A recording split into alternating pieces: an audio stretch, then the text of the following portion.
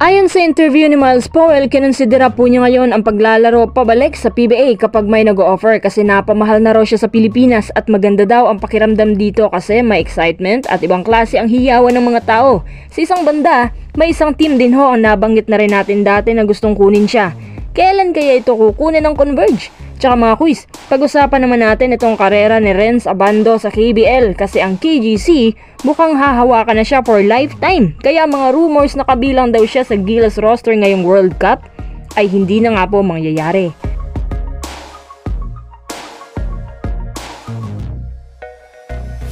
Pero bago tayo magpatuloy, kung nais nyo suportahan ang aking channel, just click subscribe and share. Open na rin tayo para sa ating channel membership at badge. Hindi pa rin makapaniwala ang mga tao na agad binitawan ng Converge si Jamal Franklin, pero dahil kumpirmado na nga na out na siya, kaya ang Firexers ay naghahanap ngayon ng mabilisang import na ipapalit. Posible kaya na makuha ng Converge si Powell? Sa pagkakaalam ko, merong at least 3 liga ang nag-o-offer sa kanya ng magandang alok. Kapag sinabi nating magandang alok, sahod ang labanan dyan. At syempre, isa ang CBA dyan.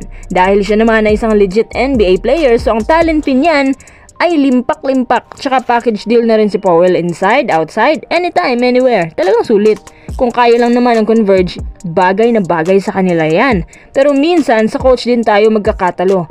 Paano kung gusto yan ng management pero ayaw naman ni Coach Aldin Ayo? Iba kasi ang standard ni Coach Ayo, kaya nga minsan may mga nakakaaway siyang players kasi perfectionist din siya. Ang gustong import ni Coach Ayo ay yung hindi daw selfish sa play.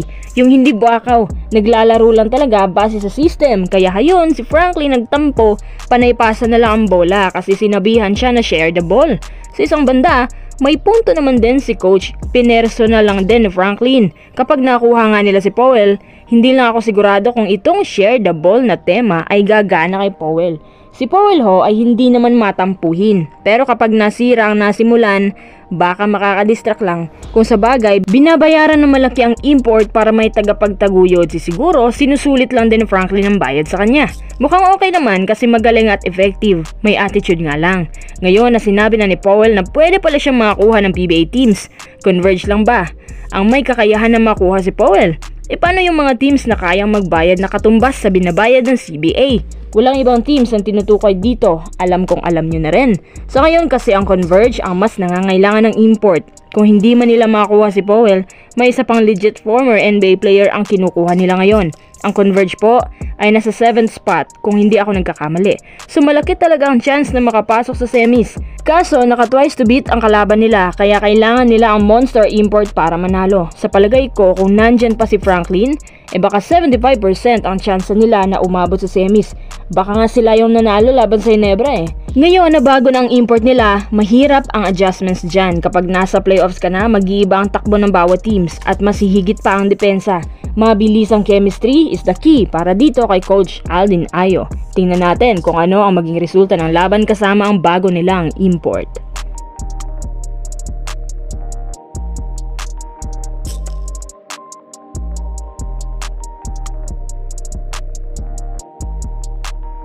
Okay, tara, next update naman tayo. Pag-usapan natin itong makulay na karera ni Renz Joseph sa KBL.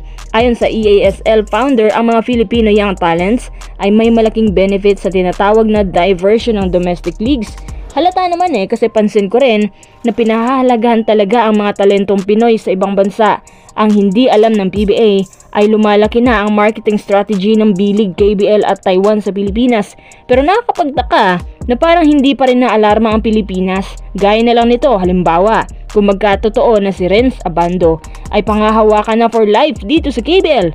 Kulang na lang maging Korean citizen siya dito Itong mga ganitong senaryo, lalo na't bata pa siya, malawak at malayo pang aabuti ng career niya. Baka hindi lang si Renz ang magkaroon ng ganyan. Ibang klase pa ang mapakulo dito. Alam nyo naman siguro, nakakatanggap lang nila ng 13.5 million pesos mula sa panalo ng KGC. Hindi pa nga kasama dyan yung perks at bonuses para kay Renz bilang Asian import. Grabe yung mga biyaya niya. Buenas ng basketball career. Kakapanalo lang din niya sa dunk contest sa KBL. High leaper kasi siya. Tsaka yung moves niya, kahit mga Koreano napapaindak. Dagdag pa ng EASL founder, ang Asian Domestic Leagues ay nakapaghatid ng bagong skillset at career development sa isang individual, tsaka bagong environment. Kaya pala ganadong-ganado si Renz at mas nag-i-improve pang lalo. Ang EASL champion ang pinakaunang pro title sa career niya at sa mukha niya ngayon na halos minahal na siya ng Korean team, sa palagay ko, hindi lang rumor yan. Talagang magkakatotoo na siya nga ay mananatili na dito for life. Depende na lang din kung si Renz mismo ay lilipat ng liga.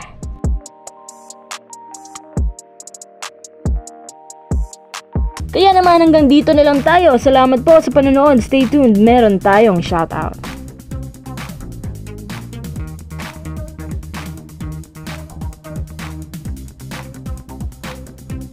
Ngayon po itatawagin ko na ang mga nagpa-shoutout. Shoutout naman ako kay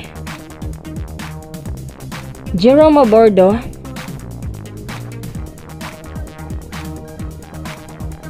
Kenshin,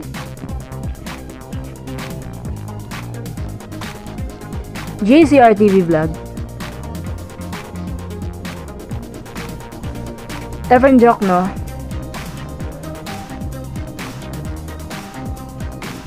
Ayumi's Kitchen,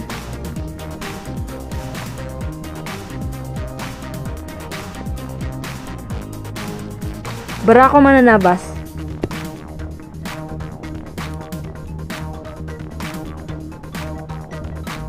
Russell Lea Todorios,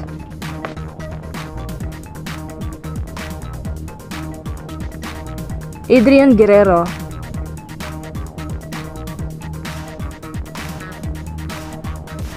Aaron Naray,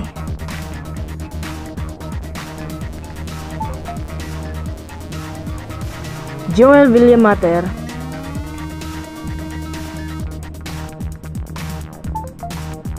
Vincent Wheels,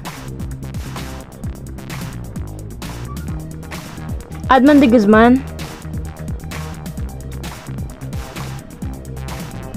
Asmadberto,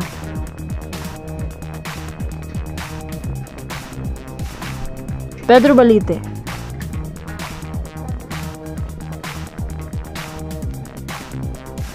Ruel Magdaraog, Kim Cedric Alampay at kay ADC TV.